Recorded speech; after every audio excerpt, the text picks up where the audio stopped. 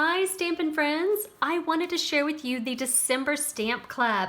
It is so cute. It uses the Trimming the Town Designer Series paper as well as the Home Together dies.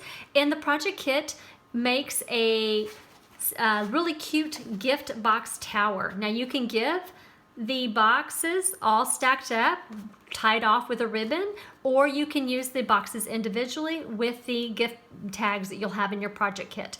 You'll also the project kit will include the supplies to make a hand sanitizer holder.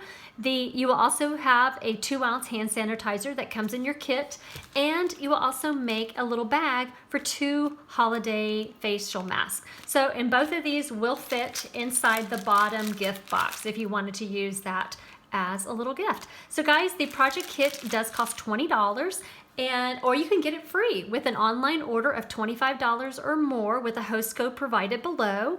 And guys, if you would like your project kit shipped, there is a $5 fee to cover postage. If you have any questions, please reach out to me. I look forward to making a project kit for you. Take care. Bye guys.